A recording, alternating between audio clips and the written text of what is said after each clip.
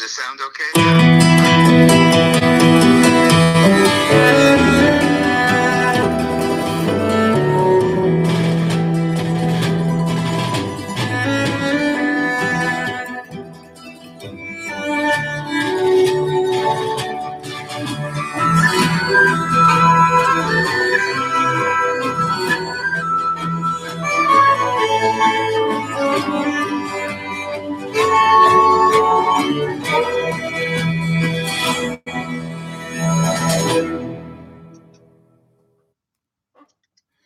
And good evening to all my listeners out there. This is States Rights Radio coming to you live from Washington, D.C.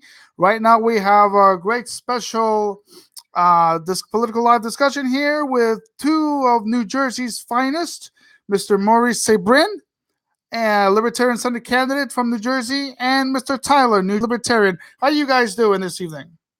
Very good. I appreciate the opportunity to speak to people out there in the internet, on the internet. I'm doing fine as well. I'm very excited. That's great. That's great. Well, let's start first with Mr. Maurice Sabrin. Tell me a little bit about your campaign that you're starting up in New Jersey for Senate.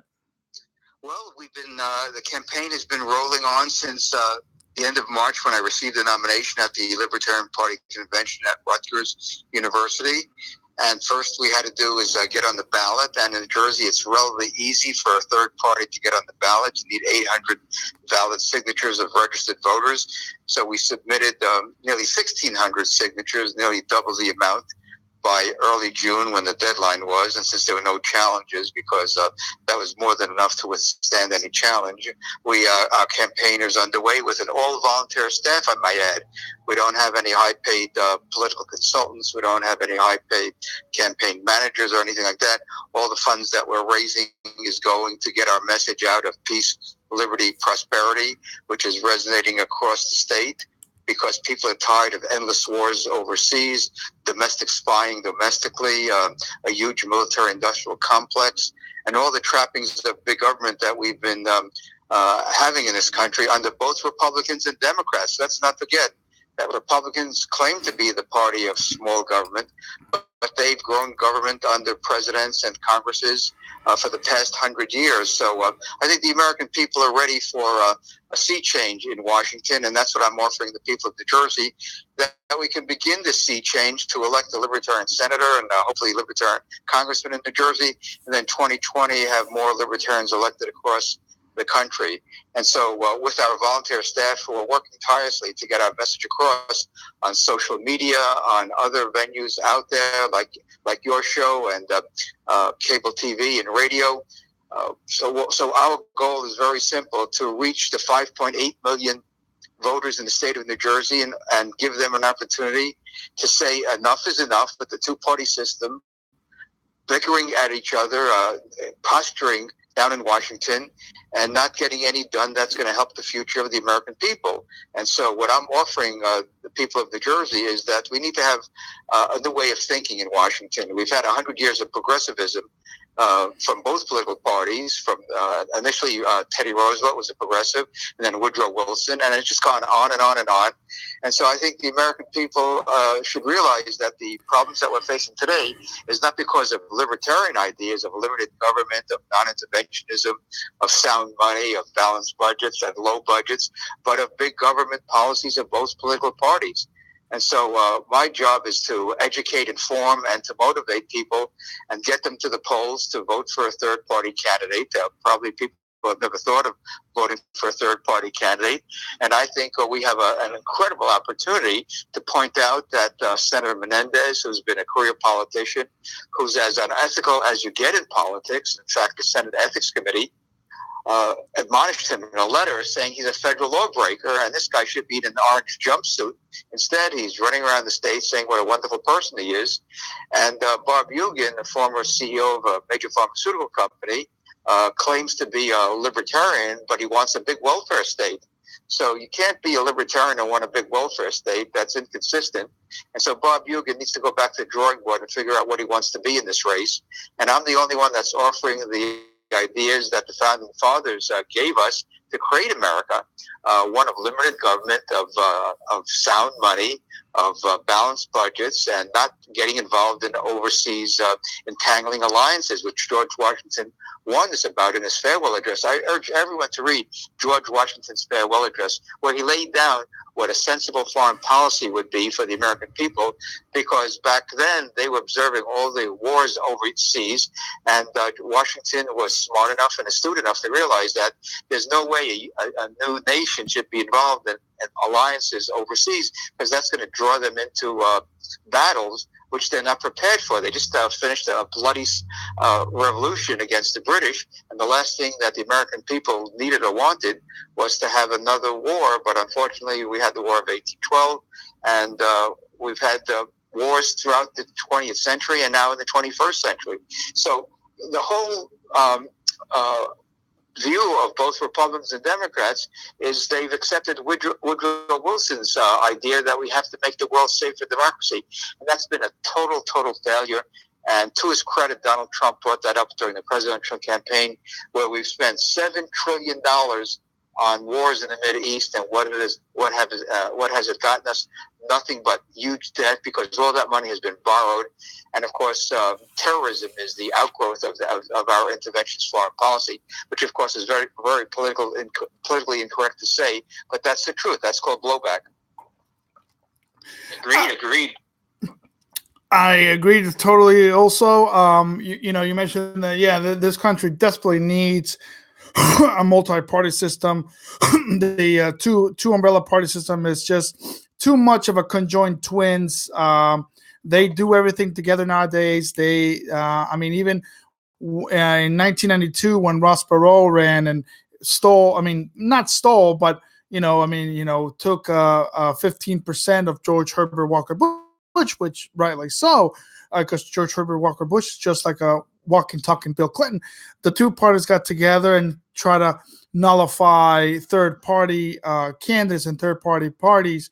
So I'm glad that the Libertarian Party is out and alive and well in New Jersey and other states, because we do need more than one choice or two choices here, because right now these two choices are not giving us a clear and distinct difference between the two.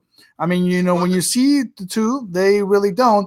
And that's why I want to bring up a discussion right now with, these tariffs, and, people think that tariffs are good and tariffs are great. But in the end, it's an indirect tax that has always been promoted by the liberal base, which is the Democrats. And now the Republicans are also jumping on the bandwagon. And now farm subsidies. Back in 1993, they had the Farm Bill that in 1994, Speaker Tom Foley lost his seat because of the Farm Bill, because his farming constituents up in Spokane, Washington, couldn't take it anymore, and that's why they ousted him in office. So that's why I see dangers with these type of things. With presented with this situation, what do you want to tell the president about tariffs or farm subsidies? Well, if he says his goal is zero tariffs, which I agree with completely, he said that today with the president of the European Union at a press conference in the Rose Garden, the White House. So if that's his goal, the question is, how do you achieve that, which doesn't hurt people? Because right now his policies are hurting farmers, it's hurting manufacturers who are seeing tariffs on steel and other products. So if you want to negotiate zero tariffs, you get in a room and you say, let's have zero tariffs. But we know the problem in Europe is that it's a very heavily subsidized economy in Europe, because they're left-wingers and they love to subsidize everything in Europe. And so they subsidize business, they subsidize people, they subsidize families, they subsidize everything, and that distorts the economy. And that's the major reason that tariffs are bad. They make people poorer than they otherwise would be. They raise prices. And it's a part of crony capitalism. Tariffs have been around for 200 years in America or longer, and they're basically crony capitalist ways of enriching themselves at the expense of the public. So if Trump wants to be the zero tariff president, he can unilaterally do zero tariffs, and that would make the United States the most attractive place to do business by lowering corporate taxes and deregulating the economy. So we would become a magnet for companies to come in from overseas to the United States and set up shop here if they had much lower taxes. So that's what I would urge the president to do, is to really downsize the federal government by cutting taxes, cutting spending, getting rid of most of the regulations that are out there, so we can have a free economy. That's all. That's what the founders envisioned. At least most of them did, except that Alexander Hamilton, who was the father of welfare and crony capitalism. So if we have a free market economy, everyone's going to benefit who works and produces and saves and creates businesses. Crony capitalism is what people who are lazy want, because they don't have to work as hard to meet consumer needs. They just get special privileges that lock out competitors, whether it's overseas competitors or domestic competitors. So I believe let's have laissez-faire economics in Washington, and Donald Trump should lead the charge as a businessman.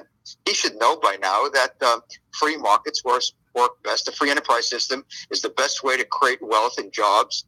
And he should work on this as an American initiative that we're going to free up not only the U.S. economy, but the world economy. And if they don't follow his lead, then they're going to be, the people overseas are going to be poorer, and we're going to be richer.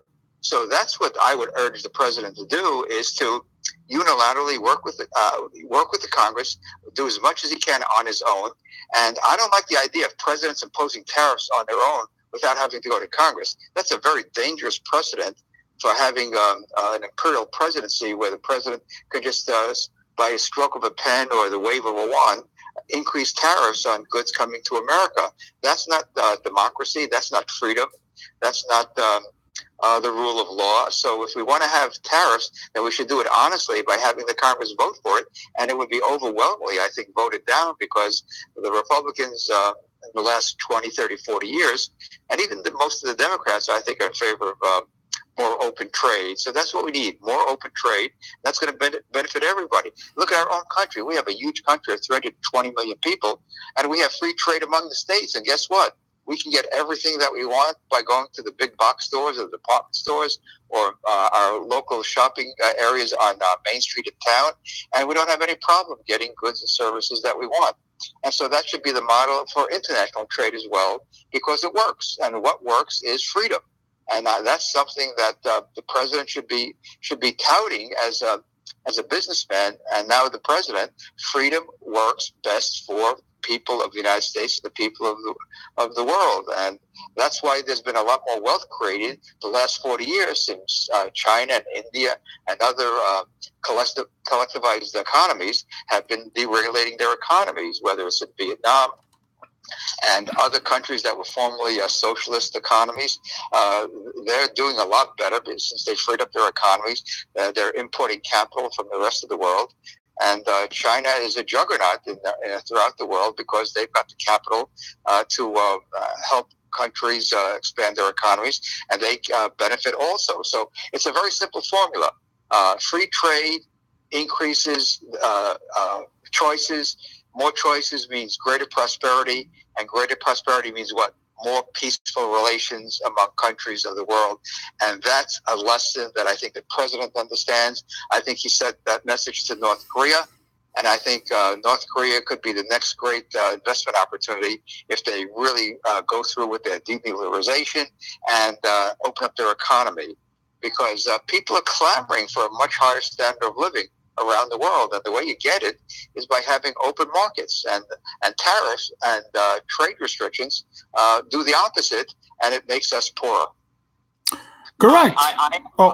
Sorry, Tom, I was going to say another question to you. If you were running for Congress, what would be your advice to the president on tariffs and farm subsidies? Me? Yeah. Oh, well, I'd agree with Dr. Sabrin that we need to get rid of tariffs, and we need to get rid of most restrictions. I mean, one of the biggest problems with the Articles of Confederation were that states were imposing tariffs on each other. And if you look at the notes from the Federalist Papers, Hamilton, Madison, and Jay all agree that the only way for the United States to prosper is if the states had free unilateral trade with each other. And if it worked in the states, it will work in the national economy. And as he said, the last couple of decades, we've seen momentous growth in terms of prosperity, and we're living in the most prosperous age in human history. Poverty is declining rapidly as more and more nations adopt a market economy. I mean, I think it's Botswana is one of the fastest growing economies on the African continent because it's opened up free trade with its neighbors, and it's deregulated now. So I think, I agree with Dr. Sabrin, and he's the most, the most well-educated in the race for Senate to deal with these issues. I mean, his field is financial economics, and he has shown he knows what to do. He's up here at the Mises Institute. He campaigned for Ron Paul, one of the fathers of American Austrian economics. So I think he knows really how to get the economy on track. I mean, Hugen and Menendez, they don't know anything. They're for tariffs, they're for taxation, and they're for ultimately making us poorer at the expense of the rich getting richer. That is correct. And, one thing that I also like to bring in, Todd, is that I know that nowadays, in that unglorious days of 1913, senators are now elected by direct popular election. And so we've lost that sense of representation that the Senate has. When you get to the Senate, and I hope you do get to the Senate, because New Jersey does need a fresh mind, a good, fresh, conservative mind, will you represent the state of New Jersey or the people of New Jersey? Granted that senators are now being elected by the people, but in the end, I've always said that, senators represent the state and not the people. So how would you represent New Jersey? That's a wonderful question, and my answer is very simple. I will represent the best ideas that will give us peace, liberty, and prosperity. That's the campaign theme. After all, the country was founded with a document, the Declaration of Independence, that had all these principles in it, and it has the Bill of Rights that has all these principles in it. It has a Constitution which limits the ability of the country to go to war. And if we had followed that, we wouldn't have been in Korea, we wouldn't have been in Vietnam, we wouldn't be in all these places around the world, which really restricts the ability of the government to go to war. We haven't had a declared war since December 7th, 1941, on December 8th, when President Roosevelt, the next day after Pearl Harbor, asked for a declaration of war. So we've had a post-constitutional or unconstitutional foreign policy since then. So I would represent the ideas that are best for the American people, which includes, of course, the people of New Jersey. I would be steadfast. I work tirelessly for the notion that we've gone down this road of progressivism where we have what I call trickle-down welfare, where trickle-down economics with government spending and the Federal Reserve's manipulation of interest rates to try to give us a good economy, and it's backfired whenever it's been tried. I had a piece in the New York Times in 1976 warning about this more than 40 years ago. And what's the Fed done since then? It's given us double-digit inflation. It's given us the worst financial crisis since the Great Depression. And so by not following a hard money, a sound money approach to money and banking, they destabilize the economy. So I would be there and telling the members of the Senate, my colleagues in the Senate and in the House of Representatives, we need to change the way we govern this country. What we've tried for the past 100 years, that both parties have agreed upon, because the budget keeps on going up under both Republican and Democratic administrations. In fact, if you look at the data over the last 30 years, Democratic presidents have had less growth in government than Republican presidents. And Republicans just tout themselves as the party of fiscal conservatism. But the data show that budgets go wild under Republican presidents, under Reagan, under Bush 1 and Bush 2, and now Security, Medicare, Medicaid, and the military, I think 3/4 of the budget, about $3 trillion. So there's about $1 trillion of discretionary spending, but you've got to address these other programs as well, especially the military budget, which is really draining us because it doesn't produce anything of value except the illusion of security. And we know that that size budget does not give us security, because that budget is greater than the budgets of the next 8 largest countries in the world. So we're spending more and more and more on so-called defense when we have troops all over the world, which is not defense. It's basically offense, and that's why we have this endless war foreign policy that Senator Menendez has embraced. So he's not a Democrat. He's a neocon Democrat, and most voters in New Jersey don't know that. I had a conversation with a colleague of mine today, former colleague. She retired. She was cleaning out her office, so I stopped by and saw her, and she's a big Menendez fan. And I said to her, "Do you know that Menendez is one of the biggest pro-war senators in Washington?" You said she didn't know that, and she loves the guy, but she didn't know that he's a big warmonger. So one of the things I have to do in this campaign is educate the people of New Jersey that if you vote for Menendez, you're voting for John McCain and Lindsey Graham, Republican neocons who love war as an instrument of foreign policy. And I reject that. I was opposed to the Vietnam War. I was opposed to the first Gulf War. I was opposed to the second Mideast War. All these wars don't do anything for the security of the American people, and all they do is create animosity toward the United States by people overseas who see their loved ones killed by strikes with drones and other military attacks that are not supposed to hit civilians, but in fact they do. So we have to have a reset of our foreign policy. We need to have a re-evaluation of our role in the world. And if there's anything that we should learn, that we should have learned for the past 50 years, is that you lead by example. You don't lead by going into other countries and invading them. Okay. I was listening to what you said, and for two things. First, with when you're talking about recession, the Federal Reserve, you seem to have a very Warren G. Harding approach to how to deal with economic crises. As you know, Warren G. Harding, when the economy crashed in 1920, he didn't get involved, and he told his advisors we're not going to get involved. And it was just as bad as what would be in 1929. And by 1921, we had bounced back, but we got involved in 1929, and the economy just kept sinking and sinking. So you seem to be taking a very laissez-faire, Coolidge Harding approach, which I like. And regards to foreign policy, you seem to be taking a very Austro-Jeffersonian approach, no entangling alliances, peace and commerce, and really using our military for defense only. And how do you feel that will resonate with New Jersey? Both these will resonate with New Jersey voters who have been used to hearing, we need to bail out this company, or we need to go and bomb this Middle Eastern country, whether it be Syria or Iran.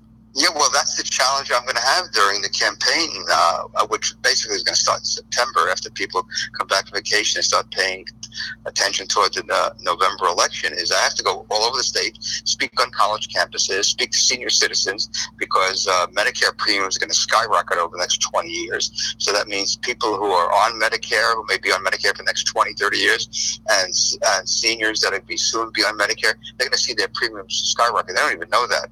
I'm the only one that's going to be talking about it because Menendez has been part of the problem, and Yugen probably doesn't want to touch that issue.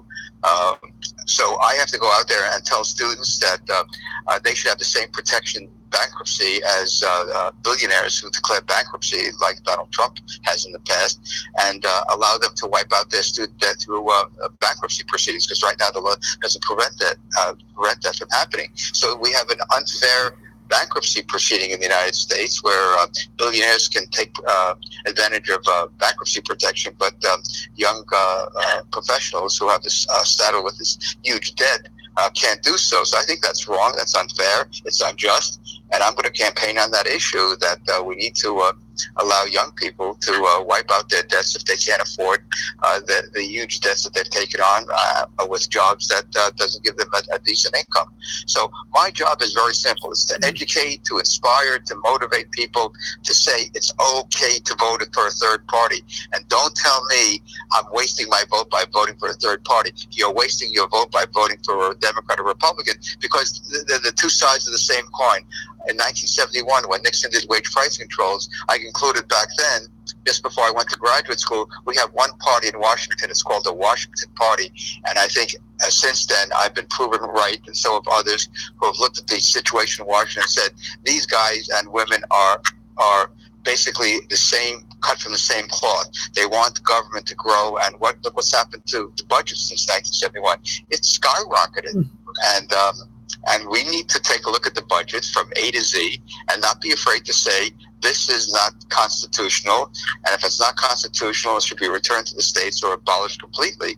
And so that's what we have to do. We have to stand up for a principle, and that's called justice. That's called liberty. And if we stand up for those principles, I think people will rally around that cause, especially the pro-peace people, the pro-civil liberties people, which I've been promoting since I graduated from college exactly 50 years ago. And I think if people hear my message, which they are on shows like this and on other podcasts and on radio and TV, they'll say it's time for a change. I think Donald Trump was an example of how you run an independent candidacy, but he did it through the Republican Party.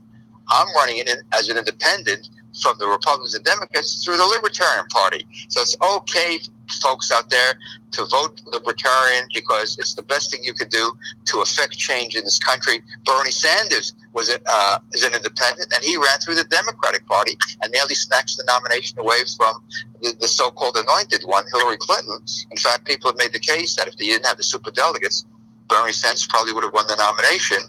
And so what we're doing is essentially what the American people want, which is have somebody go in there and not be tied to the special interest, not be tied to the groupthink that's governed this country for the past 100 years. You're absolutely right, and that's why I keep repeating that. As you coined the phrase, that it's many people have said that, you're throwing your vote if you don't vote Republican or Democrat. No, you're throwing your vote if you're voting Republican or Democrat, because again, there's no differences between the two. So get out the vote, learn your Libertarian candidates, learn your third-party candidates, because Libertarian candidates make more sense than Republicans or Democrats. You're absolutely right. And you make more sense than any New Jerseyan out there that's from both a Republican or Democrat. Well, thank you. And if people go to the website, sabrinforsenate.com, they can see the endorsement for Ron Paul from former Republican Assemblyman Rick Merck, who wrote a wonderful endorsement of my candidacy. You can see the press release that Lisa McCormick issued. She ran against Senator Menendez in the Democratic primary. She got nearly 40% of the vote by spending just a few $1,000s. And she said, wouldn't it be wonderful to have somebody of integrity like Murray Sabrin in the United States Senate, even though we disagree on all the economic issues. So it doesn't get any better than that for a progressive Democrat to say, even though we disagree on the issues, it wouldn't be bad having me in the United States Senate, because I would listen to everybody in terms of what their needs are and goals are. But the point is that I keep on making, there are a lot of goals we have the same goals, but the question is, how do you get there? And I don't believe in a top-down approach where government is dictating and mandating and taxing and regulating and spending. What works is freedom. That's been proven throughout history, human history. When you have a free society, you have people choosing what they want to do in life, and you have the organizations and institutions that are created by people in order to help people meet their goals and objectives. So that's the type of society that I'd like to help recreate in America. And if people of New Jersey are willing to give me a chance for the next 6 years, I think we could move mountains in Washington, D.C., because I think people are just fed up with both political parties. They just don't like the bickering. There's really no consensus in Washington on what the government should do, except keep growing it. I mean, the budget keeps on growing no matter who's in office there. And so I think we have an opportunity. So I want people to go to sabrinforsenate.com, make a donation so we can get our message out to the 5.8 million voters and show them that there's a real choice. You only have two choices. You have the two Bobs, no difference. So if you vote for one of them or the other, you're going to get the other one, or me.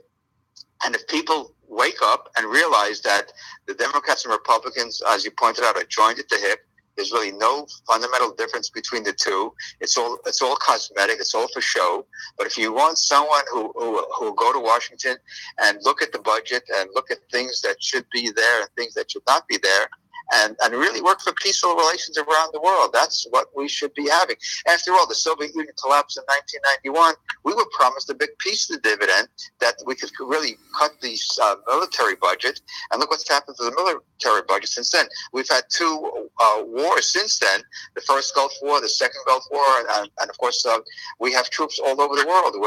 We're in Yemen, of all places. Most people can't find Yemen. You don't see anything on the news about Yemen. and there's a huge cholera outbreak in Yemen, which is a horrific humanitarian crisis, and we're still bombing in Yemen. This is outrageous. The American people need to know that their tax dollars are bombing one of the poorest countries in the world and creating one of the greatest humanitarian crises of the last 100 years. So people, wake up, ask questions of your elected representatives, and ask them why they can't stop this madness of bombing people all over the world that are no threat to us. I agree, and I think you have a really good chance to win this year. I mean, Menendez has less than 33% approval rating, and Hugen has a very low approval rating among independents and Republicans. You could really be a big upset for the two major parties this year. Well, if you look at the numbers, there are almost 2.5 million unaffiliated voters in the state. That's the big pool that we're going to be drawing from, plus disaffected Democrats and disaffected Republicans. So if you look at the numbers, depending on how many people show up to vote, is it going to be 40%? Is it going to be 35%? 50%? I don't know what the turnout is going to be. Nobody knows.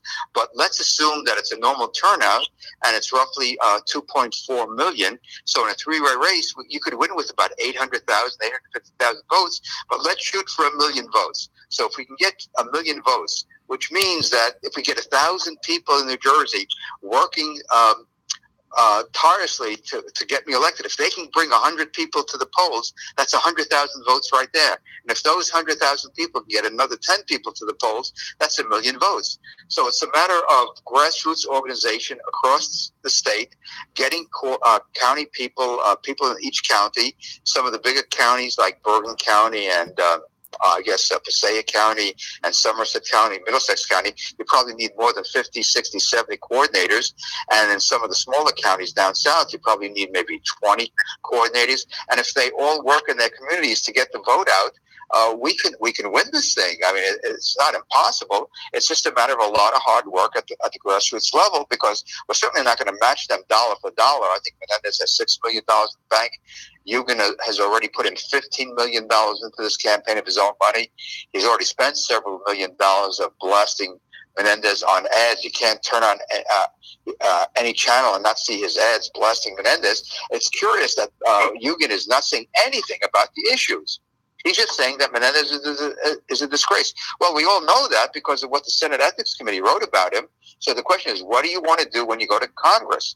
What do you want to do when you want to be one of 100 U.S. senators? We haven't heard anything about what he believes are the best policies for the people of New Jersey and the people of the United States. So everything that you vote on is going to affect everyone in the country. So he's been quiet on these things.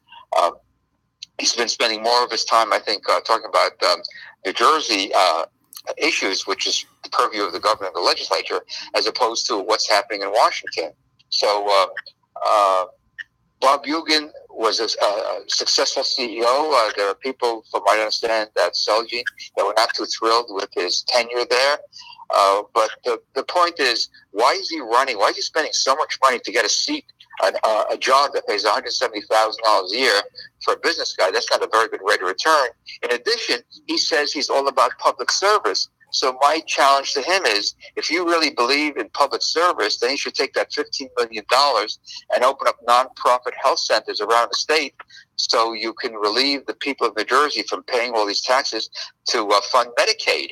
That would be a great thing for Bob Hugen to do with the people that he knows that can maybe raise 20, 30, 40, $50 million and open up nonprofit health centers in underserved communities in Newark, in Trenton, in Asbury Park, in Jersey City, in Patterson, and all the places where people have low incomes and they need medical care that they're getting through Medicaid, but not too well because a lot of doctors are not accepting Medicaid anymore. So Bob Hugen, if he really wants to do public service, he should help create a nonprofit health center in all these communities, like I helped create here in Bergen County. More than 10 years ago, 15 years ago, we started, I think, working on it, and it's the 10th year anniversary of the Bergen Volunteer Medical Initiative, BVMI in Hackensack, and they're saving lives with raising money. It's all a volunteer health center. All the funds are raised through donations. And so that's the model that I believe we need in this country, not more trickle-down welfareism, which just puts a huge burden on taxpayers. That's why I'm proposing credit for donations to nonprofits, so the money stays locally, and that's the way people will help people. The way it was done, it's still being done, but it was done exclusively before the Great Depression through the nonprofit sector, the mutual aid societies, which was one of the quintessential parts of American culture that people observed from Europe, especially de Tocqueville, saying it's wonderful that Americans are getting together and helping their neighbors voluntarily, and therefore the American people have a very strong bond with each other through these mutual aid societies, and that's what we need to return to. So I would make the case that we should reform the tax code by having these universal credits, so people would save $1 in taxes for every dollar they donate to the local nonprofit. And this would be a tremendous thing for the nonprofit sector, which is the best way to deliver social services. So I've been touting this idea for many, many years now, and now have the opportunity to do it in this campaign. And I can tell you from being around the state, people like the idea, no matter whether they're Democrat, Republican, or Independent, because they can be more philanthropic without having to spend any more money, because instead of paying Uncle Sam $1, that dollar will go to their favorite nonprofit or their house of worship that does social services in the community. So again, it's very simple to come up with solutions, except for the Democrats and Republicans, because all they know is tax, spend, borrow, print money, and issue mandates. So what I'm offering the people of New Jersey is a much better economy if we just follow the principles of free markets, of voluntarism, of philanthropy, which built America. These are the ideas that built America. These are not new ideas. These ideas have been around for more than 200 years. So what I urge all my fellow New Jerseyans is give me an opportunity for the next 6 years, and we will make America a much better, prosperous, and freer society, and more peaceful society with our neighbors all around the world. Well, thank you very much, Mr. Sabrin. If I got any New Jersey listeners out there, check his website, Sabrin. You mind saying it again, please? It's sabrinforsenate.com, sabrinforsenate.com, and you can pick up a Sabrin for Senate t-shirt right on the home page. You can order one, and it's very reasonable. I wore one the other day with my wife. We did a Facebook live event, and my wife's birthday is next week, and she told the people of New Jersey and around the country that she doesn't want any gifts this year.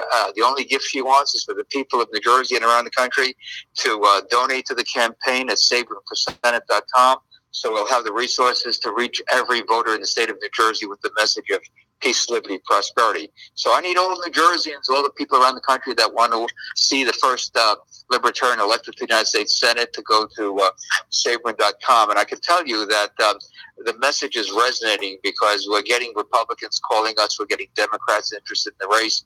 And if we build this great coalition that I think we're on our way to achieving, we will do something that will be a first in American history, the first Libertarian elected to the United States Congress.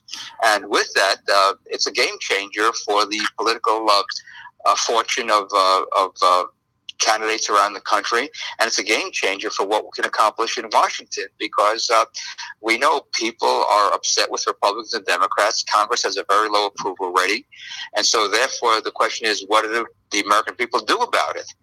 You can keep on electing Republicans and Democrats, and you're still going to get the same policies that you've had in the past. So some smart man said years ago, when you do the same thing over and over again, expecting a different result, that's the definition of insanity. So I think it's time to have a sane political system in place, and that is electing people, libertarians and independents, who share our same values of peace, liberty, prosperity, so we can affect the change that I think that people want to see in this country. They don't want to see constant bickering. They don't want to see endless wars. And the other thing, they don't want to see endless spying on the American people. The NSA is probably monitoring this conversation. And so if you're listening, guys, you're going to be out of work soon if we have our way, because you shouldn't be spying on us in violation of the Fourth Amendment.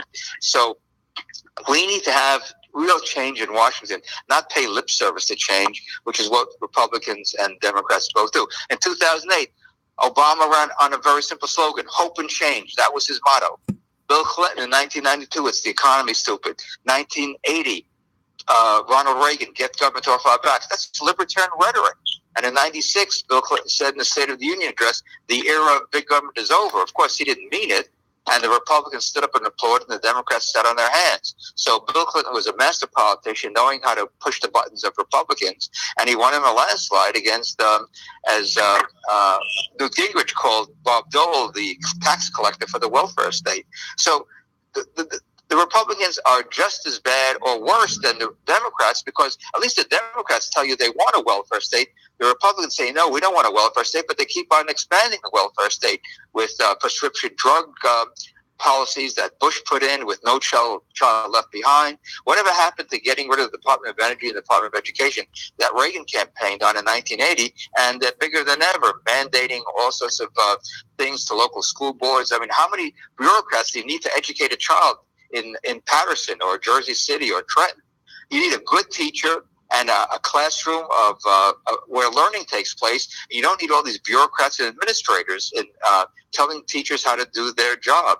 And so we need to restructure the education system in this country.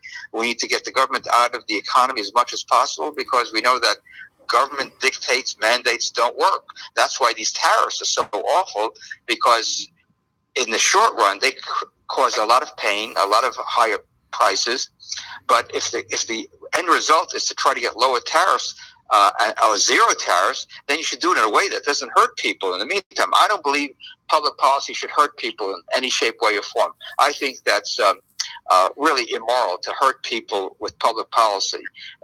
Public policy should not hurt anyone, and unfortunately, the politicians really don't have that message. They have not embraced that message, because all these taxes, all these regulations, all these tariffs, all these barriers to trade, they hurt, and that's the last thing the government should be doing. And I would go to Washington to point this out to the people in Congress. Don't hurt people by your policies. It's like a doctor takes the Hippocratic oath, do no harm. That's what public policy should do. Do no harm to workers, to entrepreneurs, to families, to individuals. That should be the mantra of people in the U.S. Congress. And if they followed the Constitution, we wouldn't be in this mess. And that's why, since I became a U.S. citizen in 1959, when I raised my right hand to become a U.S. citizen, I embraced the principles of the Bill of Rights. And if we followed the Bill of Rights, I wouldn't run for Congress, the U.S. Senate today, because they would be. We would have a constitutional republic as the founders envisioned. Instead, we have a post-constitutional America where the government basically does whatever it wants, and the Supreme Court rubber stamps it. All right. Well, thank you very much, Mr. Sabrin. I'm going to draw an end there. We appreciate coming on board. You too, Tyler from New Jersey Libertarian. SabrinForSenate.com. Check him out. All New Jerseyans out there really do need to focus on this year's election. And I hope that all of them open their eyes and ears into Murray Sabrin. Gentlemen, thank you very much for coming into States' Rights Radio. And I hope I get to talk to you more and get an update on your campaign. And have yourself a great night, both of you. Thank you so much, Fred. Thank you, Tyler. Sure. Have a great night, both. Bye. Okay. Is this? Are you going to archive this? Yes. I'm gonna archive this, and I will send you a link so you can promote it all over your website and all that. Thank you so much, Fred. Thank you so much. Have a great night. Thank you. You too. Take care. Well, ladies and gentlemen, you heard it right here. A fresh idea for the state of New Jersey, for the Garden State. Murray Sabrin. SabrinForSenate.com. Check him out. Thank you very much for coming on board, Mr. Sabrin. Thank you very much for coming on board, Tyler, as always. We really didn't get enough time to talk, but we will talk the next time. For States' Rights, always. Thank you, and good night.